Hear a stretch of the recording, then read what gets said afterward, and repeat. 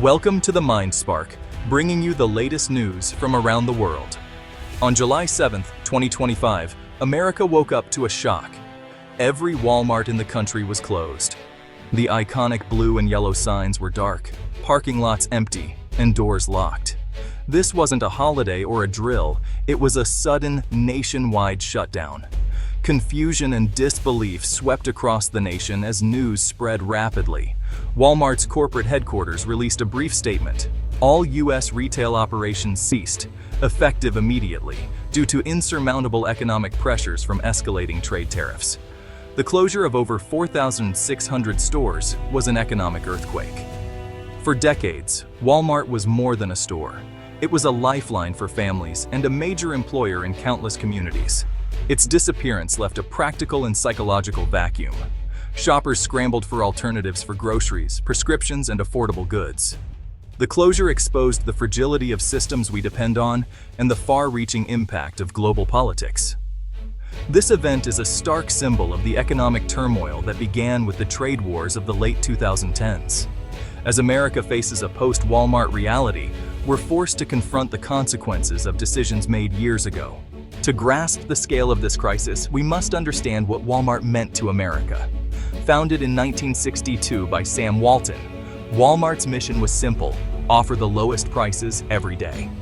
This strategy, powered by efficiency and a global supply chain, turned Walmart into the world's largest retailer. Before today, it was the largest private employer in the U.S., with 1.6 million associates, neighbors, friends, and family.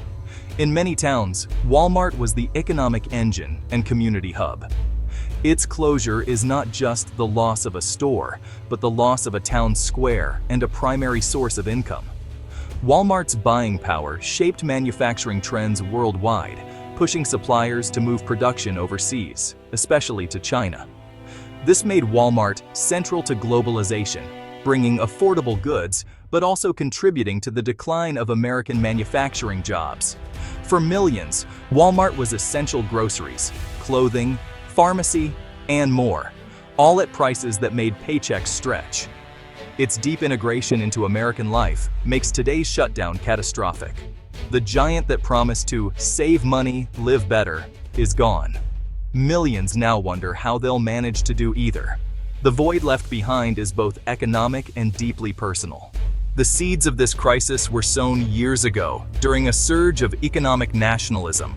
In 2018, President Trump launched a trade war, imposing tariffs on hundreds of billions in Chinese goods, products that filled Walmart's shelves.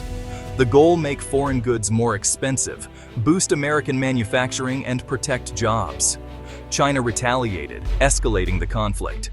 Supporters saw tariffs as a way to rebalance trade, but for companies like Walmart, built on global supply chains, it was a direct hit. Walmart's success depended on importing vast quantities of inexpensive goods from China. Tariffs drove up costs, forcing Walmart to choose between absorbing losses or raising prices. The company tried to adapt, negotiating with suppliers, seeking alternatives, but the tariffs were relentless. The promise of everyday low prices became impossible to keep. The trade war, meant to protect American jobs, became an existential threat to America's largest retailer. Tariffs didn't cause an instant collapse. They acted like a slow poison, eroding Walmart's business model. Prices crept up. A toaster that was $15 became $19. Bed sheets jumped from $30 to $38. For families on tight budgets, these increases were devastating. Behind the scenes, Walmart's supply chain was thrown into chaos as it scrambled to find new suppliers outside China. No other country could match China's scale or cost, making the transition slow and expensive. American suppliers, reliant on Chinese components, faced rising costs and impossible demands from Walmart to keep prices low. Many small businesses folded under the pressure, long before Walmart itself faltered. The company's brand, unbeatable value, was built on globalization, but government policy was pushing toward deglobalization. Walmart was caught in the middle, unable to remain the low-price leader while absorbing billions in new taxes. The foundation of cheap, globally sourced goods was cracking. The giant began to stumble, its business model fatally undermined. The contradiction between policy and reality proved too great. Walmart's collapse was only a matter of time. The decision to close came swiftly. On July 6, 2025, an emergency board meeting sealed Walmart's fate. Overnight, store managers received a blunt directive: do not open. By morning, millions of employees arrived to find locked doors and a simple notice. "I thought it was a joke," said Maria Flores, a department manager in Houston. "I have 2 kids to feed. My health insurance is through Walmart. I have no idea what I'm going to do." Her story echoed across the country. 1.6 million Americans suddenly unemployed. Panic spread among shoppers, seniors needing medication, parents seeking baby formula, rural residents facing food deserts. Local agencies were overwhelmed by calls for help. Communities were left in shock, anger, and confusion. "This store is the lifeblood of our town," said one Ohio resident. "What happens to us now?" The shutdown wasn't just economic, it was a social catastrophe. The fabric of thousands of communities was torn overnight. The ripple effects were immediate and profound.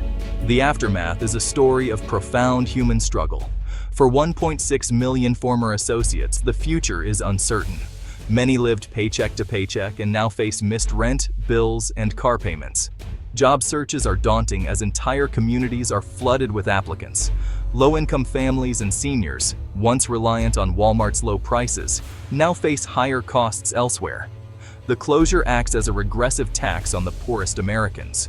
Local governments lose a major taxpayer, threatening funding for schools and services. The empty stores depress property values and discourage investment. Walmart's closure is not just economic, it's a loss of community, connection, and hope. Walmart's closure is the first domino in a chain reaction threatening the entire U.S. economy.